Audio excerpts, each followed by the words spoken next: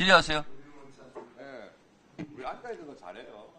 자, 우리 김 처장님. 예. 법률 해석은 범죄자가 아니라 판검사가 하는 겁니다. 동의하십니까? 뭐 어떤 맥락에서 하시는 말씀? 아니, 법률 해석은 범죄자가 아니라 판검사가 하는 겁니다. 이 말에 동의하시냐고요? 그 법률 해석을 해야 될 만한 그 상황.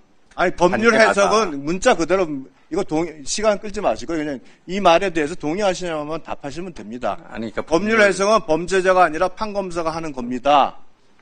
법률 해석은 네. 일반 국민도 할 수 있고요. 그리고 수사할 때는 물론 검사가 하는 것이고 재판을 할 자, 때는 그러면 판사가 하겠죠. 예. 나쁜 짓 하면 혼나고 죄 지으면 벌 받는 게 당연하다. 정치 보복이라며 죄 짓고도 책임 안 지려는 얕은 수법은 이제 안 통합니다. 이 말에 대한 동의하십니까? 답하기 어려우시면 가만히 계세요. 이상하게 다른 얘기 안 하셔도 됩니다. 자, 죄 안 짓고 성실하게 살아가는 사람들은 불안할 이유가 없습니다. 괜히 멀쩡한 국민들 끌어들여 본인들의 불안함을 표현하지 마세요. 맞습니다. 지금 대법원에서 판결한 거는 죄를 지었느냐 안 지었느냐. 우리 선거 사건에서 허위 사실을 공표했냐 안 하는 거 판단한 거예요. 이걸 정치 보복이라고 하고 본인은 죄를 짓고도 국민의 뜻을 반한다, 대선에 영향을 미친다고 하면서 지금 법원을 공격하는 이 모습, 이거 굉장히 국민들한테 분명히 심판받을 것이다 라고 생각을 합니다. 방금 제가 말씀드린 내용은 다 이재명 대표가 금과 억지처럼 주옥처럼 했던 얘기들입니다. 우리 행정처장님. 예. 과거 이재명 후보의 친형 강제 입원 관련 허위사실 공표 사건이 2020년 6월 18일 날 전현합의체 회부가 됐습니다. 그리고 나서 한 달도 안 된 7월 16일 날 무죄 취지 파기환송 선고가 됐어요. 예. 자, 이것 때문에 결국은 이재명 당시 도지사가 대선 후보로 나서게 됐습니다. 한 달도 안 돼서 선고가 됐습니다. 그 당시 기록은 얼마나 될까요? 그 당시 기록도 또 수만 페이지 안 되겠어요? 수만 페이지 이런 기록들이 적지 않다. 이 기록 대법관들이 제대로 읽지도 않고 판단도 안 하고 연구관들이 검토도 안 해서 안 하고 이렇게 무죄 취지 파기환송을 했겠습니까? 그렇지 않습니다. 그렇지 않겠죠? 그러면 5년 전의 대법관과 지금의 대법관은 달라졌습니까? 그 사건도 그렇고 이 사건도 그렇고 대부분 판결 그리고 판결을 했던 법관들에 대한 존중이 필요하다 이런 말씀 똑같이 드릴 수 있습니다. 지난번 30일 현안질에 나오셔가지고 3월 27일 상고장이 제출되었고 그 직후 관리재판부가 배당돼서 선고일까지 한 달 넘게 상당 기간 심리가 이루어졌다.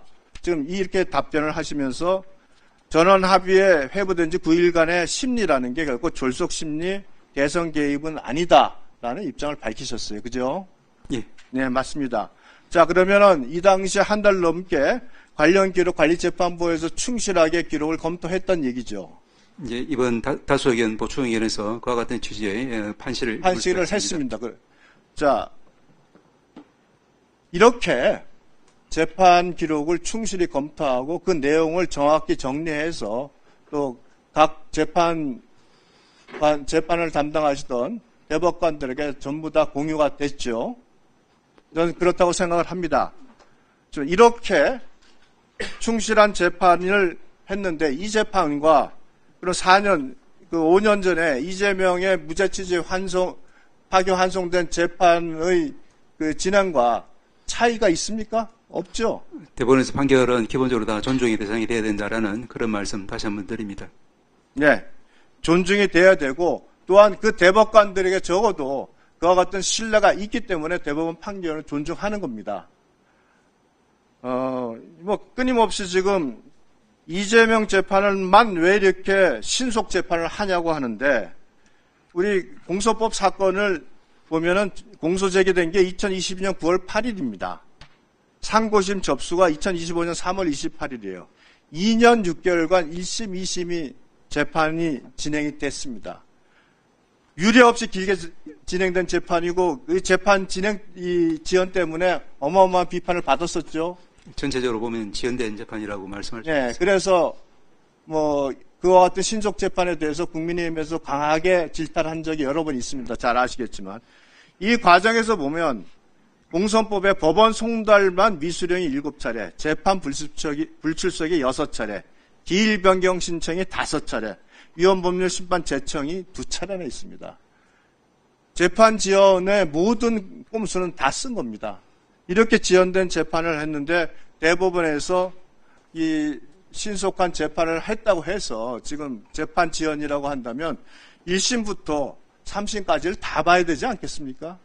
그것은 1심, 2심 재판 지연된 것은 싹둑 잘라놓고 대법원에서 기간만 논한다는 거, 이게 바로 내로남불이라고 저는 생각을 합니다. 이 사안에 있어서 사실관계 다툼이 있습니까? 사실관계는 이미 확정됐고 사실과 관련된 심리미지나 이런 건 전혀 없었죠. 판결에 나와 있는 그대로입니다. 네, 그렇습니다. 결국 이 사안은 1심에서 본 법리적 판단, 2심에서 본 법리적 판단이 어느 것이 제대로 판단한 것인가를 판단한 내용입니다. 이 재판이 오래 갈 사안이 아니죠. 사실 심리미진이 돼서 사실관계에 대한 보완이 필요하다든가 추가 심리가 필요하다든가 하면 좀 많은 논의가 필요했겠지만 저는 이미 공개적으로 확정된 사실관계를 기초로 판단하는 내용에 많은 대법관들이 2번의 충실한 사실은 심리 과정을 거쳤다고 저는 생각을 합니다.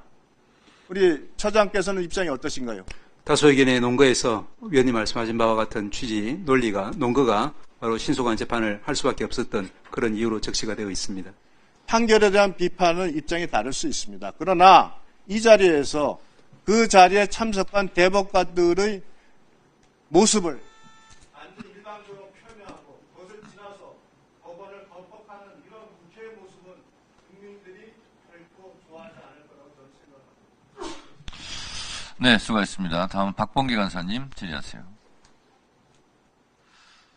한 바퀴 돌기가